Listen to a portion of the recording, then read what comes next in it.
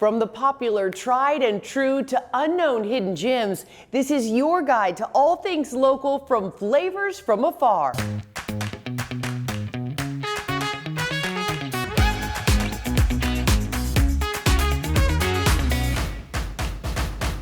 Hi everyone, I'm Dana Devin and welcome to a very special LA Unscripted. This next half an hour is dedicated to the Pacific Palisades, Altadena, and everyone impacted by the fires. They say to move forward, sometimes you have to look back. Now, how knowing our SoCal history can help build a better future. You know, I've been here 40 years, but I still feel like a newcomer. I'm Wilberta Richardson.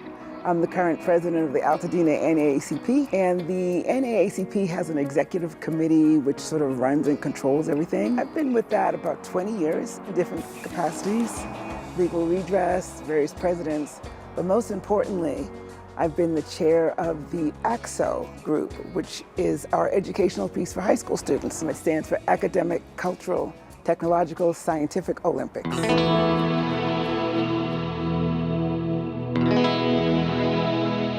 Initially, there was only the Pasadena NAACP, but somewhere in the late 80s, there was a lady by the name of Toni Stewart, who was a very, very, very strong civil rights advocate and had marched with Martin Luther King.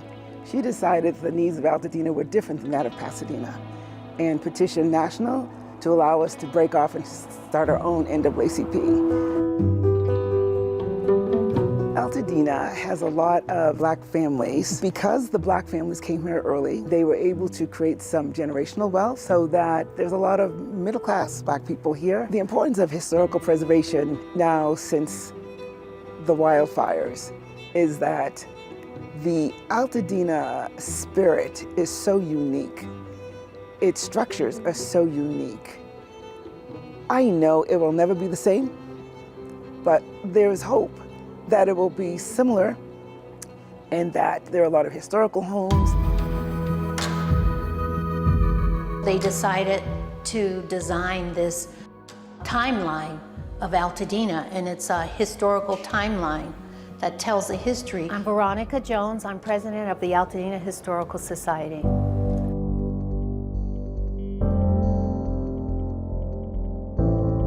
My role at the Altadena Historical Society is to make sure that we continue archiving and collecting the history of Altadena, including all history, and that would include Black history, all the history of people of color. Black history in Altadena started back in the 1800s with Robert Owens. Robert Owens lived in the hills, what we call the meadows, and he lived with the indigenous people, and he cut wood for the military and brought it down to Los Angeles. He became rich, one of the richest black men in LA County. The Altadena Historical Society was 99% white. And between George Floyd, the murder of George Floyd, and COVID, they decided something needed to be done. They weren't getting the real history of African Americans in Altadena. When you exclude people's history, you're not telling the full story, you're telling part of the story. We, as the Altadena NAACP, are doing our best to find all of these philanthropic organizations that have money for the wildfires. You may not be able to control all the events that happen to you, but you can decide what will reduce you. So Altadena sort of keeps that as a message. The tragedy that's befallen Altadena is unspeakable, really. However, if we maintain that fighting spirit that Altadena has, we won't be reduced. We can rebuild, renew, re-energize, and just come back stronger.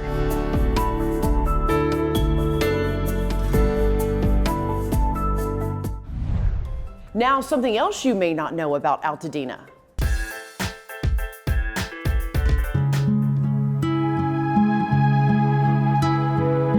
I've never thought anything like this could bring people so much closer together, but it really is so beautiful.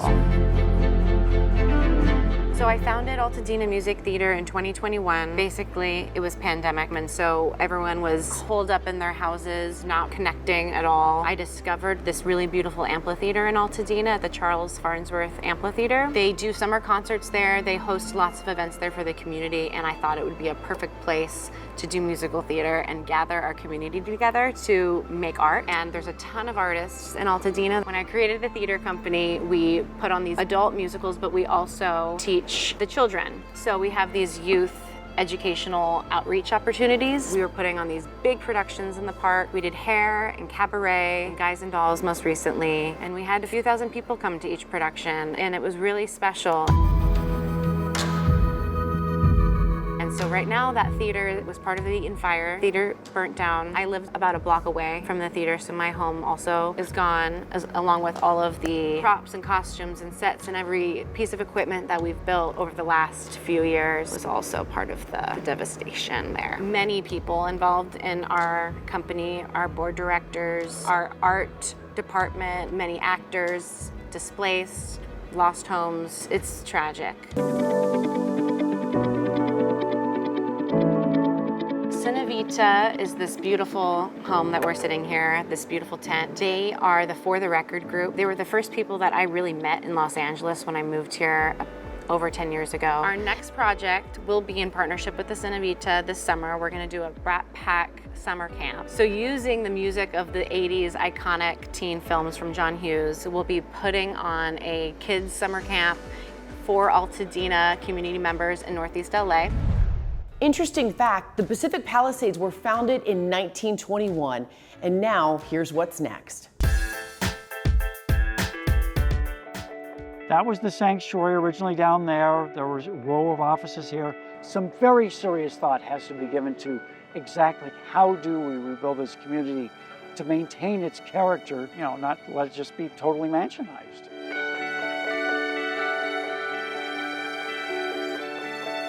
So this is Founders Oak Island.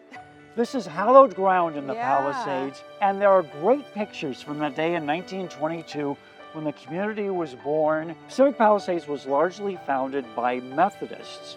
The Methodist Conference of Southern California was looking for a home for their annual summer gathering called a Chautauqua, which was a big deal in the late 1800s, early 1900s.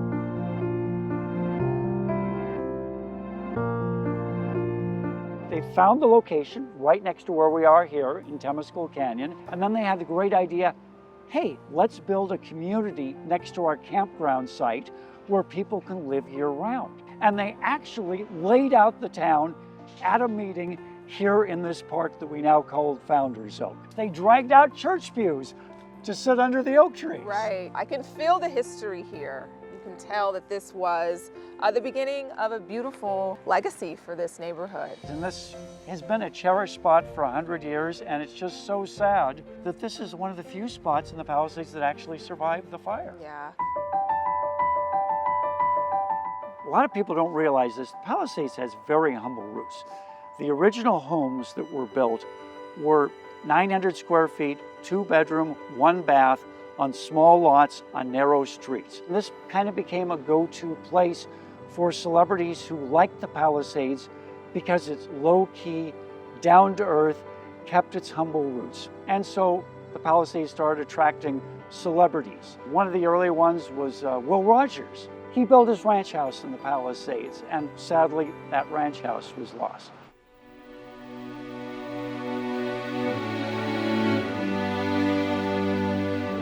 You look here, you see all these trees, and you don't realize that one block any direction, the Palisades is devastated. Palisades High School. Exactly, and that's hallowed ground in Palisades history as well. It was severely damaged, and so students are not able to attend classes now. There was a beautiful theater right across Haverford, the Pearson Playhouse. There's an Italian restaurant over in the Marquez section, sadly was destroyed in the fire. Vittorio's been there 40 years. Even though the restaurant burned down, their banner celebrating 40 years somehow survived the fire. And now we're on the grounds of the Methodist Church that founded this community. And it unfortunately did not make it through the fire. It almost did. It made it through the first night, and then an ash got into the eaves of the sanctuary, and it burned the second day. This main boulevard that goes down the Palisades was called Via de la Paz, Way of the Peace. As the vice president of the Palisades Historic Society, how you guys plan to continue to do the work to keep Palisades alive? I think rebuilding in this community is going to go forward. It's a treasured place to live, and I hope that the history and the legacy of the Palisades will be present in that redevelopment, which is so important. Yeah. If you're rich, you live in Beverly Hills. If you're famous, you live in Malibu. If you're lucky, you live in Pacific Palisades.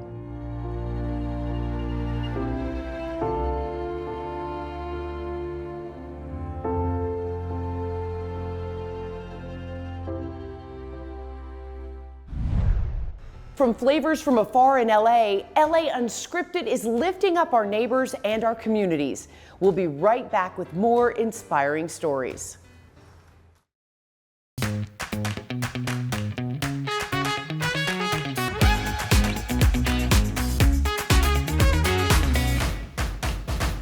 Welcome back to LA Unscripted. I'm Dana Devin, and we want to inspire SoCal to support one another, especially in the wake of the fires. Now, what you may have not known about this part of California. We may be in the middle of the Hollywood Hills, but the stars here at Waddles Farm are all the fruits and vegetables. Let's go. Waddles Farm is an organic community garden that has almost 300 members on 4.2 acres and 174 individual plots. You come into the gate and you just go to your plot, play in the dirt, peaceful. Waddles Farm is named after the gentleman who owned the mansion, Gurdon Waddles. His vision of this summer home was realized in the early 1900s. The whole reason we have Waddles Farm is due wholly to the work of past mayor Tom Bradley. This was an initiative of his in 1975 to bring community gardens to Los Angeles. Waddles Farm members join, and we cultivate different fruits and vegetables within our own plots. Generally, you're given about a 15 by 15 foot area with which to work, and whatever you like. I like to grow tomatoes, beets, practically every vegetable that will cooperate with me, and blueberries. I have 2 bushes in my plot. Well, Jasmine, welcome to my space. Plot number 11. This is beautiful.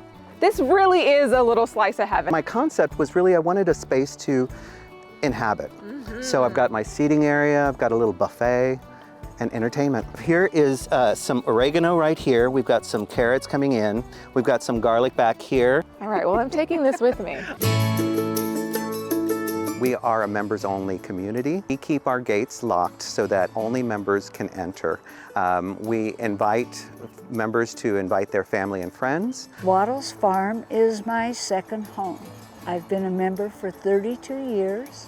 I love this place. I've made lifelong friends here. About 85% of our membership live in either apartments or condominiums. They don't have a backyard. They come here to celebrate their birthdays, religious holidays, just anything to celebrate. Well, I'm really grateful that you don't have to have a green thumb to join Waddles Farm, because each one of us comes with a different level of expertise, but really the community comes out to help. This is real farm to table. We share with the community and guests who come in, whatever is available. What could I tell you, it's amazing.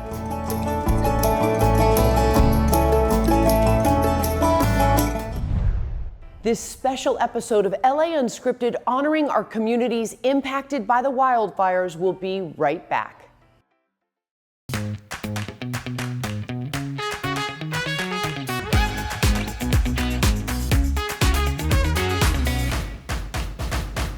California is such a special place, and we will rebuild because we are LA strong.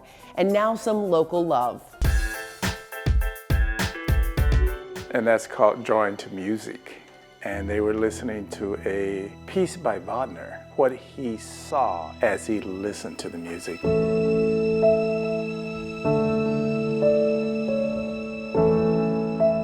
And I said, Justin, what does this mean? He said, Mom, you could be happy if the sun goes up or happy when the sun goes down. So this is called Happy that the sun goes up. Who is Justin Carr? My beautiful son. He was such a inspiration when he was born. I felt like the luckiest man in the world when he was born, and I was. February 22nd, 2013, I get a call from his best friend's mom, and she said, something happened to Justin. And I just screamed, and she goes, do you want me to come get you? And I go, where is he? So then I called Daryl at home, and he flew to the hospital, and then I drove from USC to Van Nuys. When I got there, Daryl had heard the news before me, and when I walked in, the doctor came to me and he said, Justin died. I'm thinking he had like a head injury, he had to get stitches, but not death. And I just, of course, fell out. Called me in the mirror, and he had to have a mirror in class, and he had to draw himself. Man in the mirror, me in the mirror, kind of thing about how he projected himself out to the world. His art means everything to us. Yeah. That's what we have left of him. But it turned out that he had a heart condition, cardiomyopathy, which was a thickness in the heart. And sometimes the first symptom is sudden death. We're getting ready to run out the house after Daryl put the sprinkler on the roof, bless his heart, trying to save our house. And then he goes, I think it's Justin's art. I'm huffing and puffing, and I says, I gotta do this, I gotta do this. The artwork pretty much filled up our SUV, and we really couldn't get much more, and we had to go. Everything burned. Computers, our art supplies, our medical equipment, my cameras. I got one camera, and that's it. Everything just burned. But I have a drawing that he did when he was 2, his very first drawing. Unfortunately, it got burned. When he was 4 years old, so I said, Justin, your turn to bless the dinner table. And this was his first time. He says, okay, Daddy. And so he started blessing everybody he knew. But at the end of his blessing was he said, and God, help us with world peace. And I had to sit back and look. I couldn't eat for a couple of minutes. So we started a foundation called the Justin Carr Wants World Peace Foundation, and with that, as Susan stated, that we do heart testing, we do art, and we promote world peace. It's called Theme for English 3, after Langston Hughes. The instructor said, go home and write a page tonight, and let that page come out of you, then it will be true. I'm the only child, not one of 3. Just me. I know it's hard, I had to let you go. The kinks in my hair and the dark skin I wear connects me to the trailblazers who struggle to clear paths in order to make my journey easier. Then I look back at me, and what do I see? Not a rapper or a ball player, but a boy with dreams, goals, opportunity. Justin Carr. You hold such a pure light. Well, I regret this.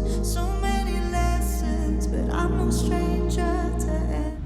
Now, another reason we are stronger together. I miss them. I want to see them all and give them a hug. And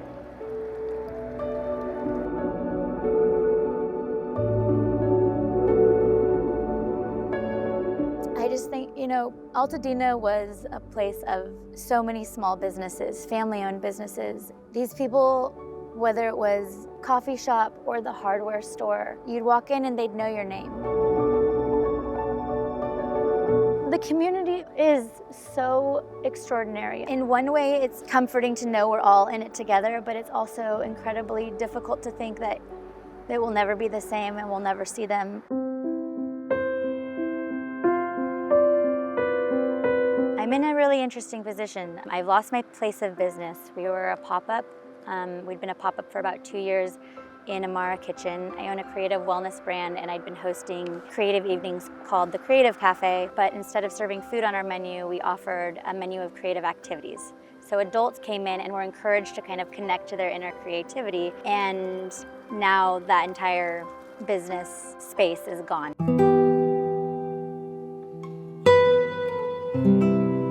My hometown is Paradise, California, which is in Northern California, which is where the campfire took place. And in 2018, my dad's home burned down in the fire. What I've always said was I couldn't live anywhere else in LA other than Altadena, and I think the reason why is because it actually reminds me so much of Paradise. And then ironically, it burned down in a very similar way.